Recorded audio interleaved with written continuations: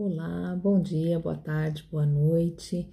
Que hoje possamos falar um pouquinho mais sobre Jesus, reunidos em torno do Evangelho que Ele nos deixou. Então, vamos começar com as nossas preces, pedindo luz, equilíbrio, proteção, fortalecimento para o nosso estudo, que seja de muita luz, que possamos guardar esses ensinamentos e pedir a Jesus que nos fortaleça hoje e sempre. Graças a Deus. E hoje eu queria falar um pouquinho sobre Páscoa, porque estamos na semana da Páscoa e é importante que a gente relembre essa passagem.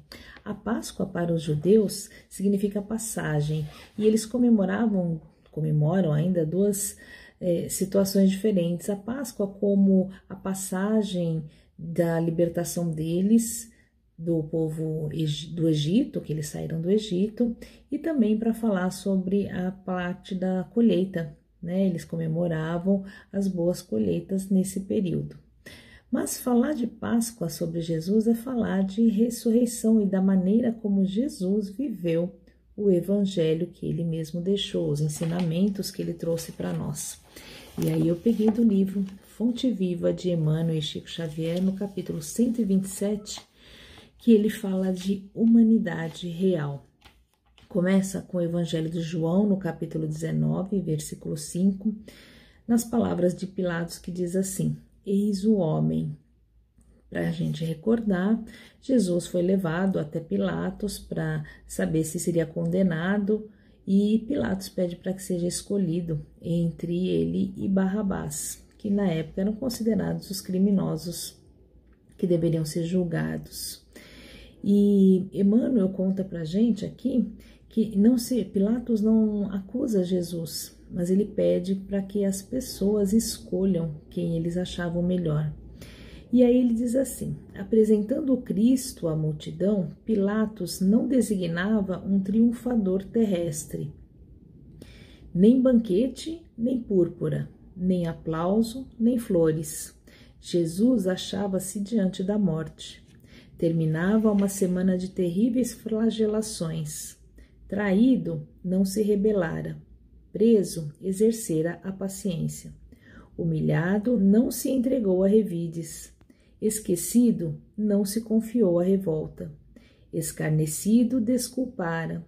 Açoitado, olvidou a ofensa. Injustiçado, não se defendeu. Sentenciado ao martírio, soube perdoar. Crucificado, voltaria à convivência dos mesmos discípulos e beneficiários que o haviam abandonado, para soerguer-lhes a esperança. Mas, exibindo-o diante do povo, Pilatos não afirma: eis o condenado, eis a vítima. Diz simplesmente: eis o homem. Aparentemente vencido, o mestre surge em plena grandeza espiritual, revelando o mais alto padrão da dignidade humana. Rememorando, pois, semelhante passagem, recordemos que somente nas linhas morais do Cristo é que atingiremos a humanidade real. Então, Emmanuel coloca aqui Jesus como a maior representação da humanidade real. Muitas vezes a gente acha que o fato de Jesus ser um espírito iluminado, que a gente não tem a condição de chegar ao padrão dele. Claro que vamos demorar muito, não tenham pressa, vamos caminhar muito para chegar nesse estado de entendimento. Nós não precisamos ser Jesus, nós precisamos entender os ensinamentos dele e caminhar segundo esses ensinamentos. Toda a lista que ele fala aqui, que Jesus não se alterou, manteve a paciência, não se entregou a revides, a vingança, não se deixou levar pela revolta, aprendeu a desculpar as pessoas que estavam lhe fazendo mal, não se ofendeu, não se defendeu, soube perdoar. São sobre esses sentimentos que Jesus veio nos falar. A ressurreição da carne, para nós espíritas, não existe. Muitas pessoas podem acreditar nisso, mas nós espíritas acreditamos que o corpo físico se desintegra e volta à natureza, como é explicado pela ciência. Mas o espírito se renova, se revela e continua aprendendo na sua caminhada, assumindo novos corpos segundo a nossa necessidade de aprendizado. Então, o que ele pede, o que ele fala de ressurreição, é a ressurreição dos nossos comportamentos, da nossa mudança espiritual.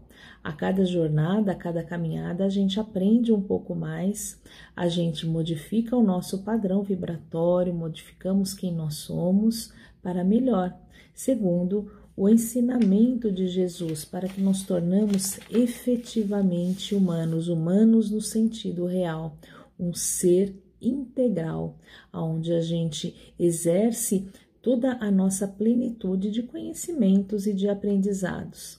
Pensar nisso agora, a gente fala, nossa, estou tão longe, todos estamos caminhando para chegar neste padrão. Nós não seremos Cristo, nós chegaremos no padrão que Cristo determinou para nós, que a gente possa ser bom, justo, que possamos ser amorosos, que possamos perdoar aqueles que caminham conosco.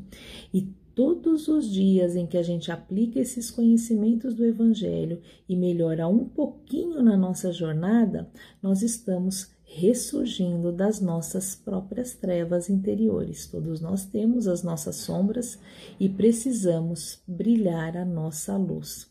Esse brilho vai chegar através do Evangelho, através da execução dos ensinamentos do Evangelho para nós.